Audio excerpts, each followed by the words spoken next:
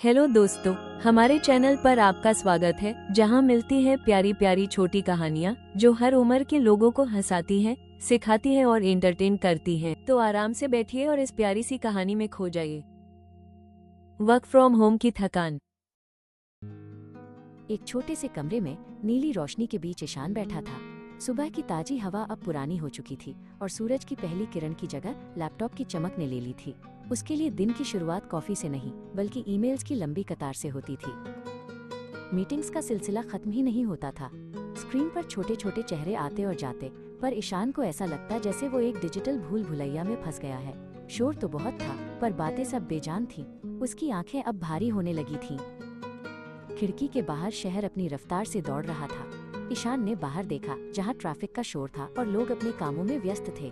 उसे महसूस हुआ कि वो अपने ही घर में एक अजनबी बन गया है, जहां दीवारें अब उसे काटने को दौड़ती थीं। दोपहर बीत गई और शाम की परछाइयां लंबी होने लगी। ईशान की पीठ में दर्द था और उसके चारों ओर उलझे हुए तारों का जाल था। ठंडी हो चुकी चाय का प्याला और अधूरे काम की फाइलें उसे चिढ़ा रही थीं। थकान अब सिर्फ शरीर में नहीं, मन में भी बैठ गई थी। तभी कमरे का दरवाजा धीरे से खुला। छोटी काव्या दबे पांव अंदर आई। उसके हाथ में एक मोमी रंग क्रेयॉन था और चेहरे पर एक मासूम सी मुस्कान। वो काफी देर से दरवाजे पर खड़ी अपने पिता के खाली होने का इंतजार कर रही थी। काव्या ने धीरे से ईशान की कमीज खींची।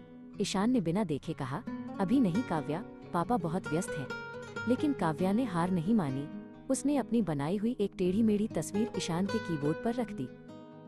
ईशान ने झुंझलाकर तस्वीर देखी, लेकिन फिर उसकी नजर ठहर गई। उस कागज पर एक छोटा सा घर बना था और 3 लोग हाथ पकड़े खड़े थे। अचानक लैपटॉप की रोशनी उसे बहुत चुभने लगी। उसने एक गहरी सांस ली और अपना लैपटॉप बंद कर दिया। चलो काव्या, आज हम इस तस्वीर को पूरा करेंगे, ईशान ने मुस्कुराते हुए कहा। काव्या की आंखें चमक उठी। वो भागकर ड्राइंग शीट ले आई और उसे लिविंग रूम के फर्श पर फैला दिया।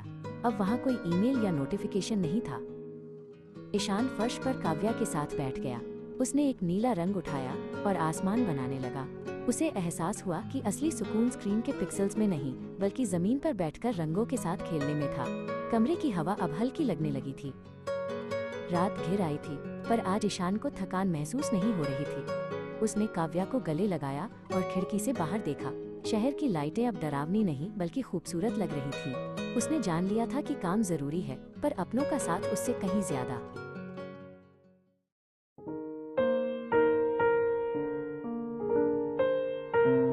अगर आपको आज की कहानी अच्छी लगी हो तो इसे जरूर लाइक कीजिए, ताकि हमें पता चले कि आपको हमारी कहानियां पसंद आ रही हैं।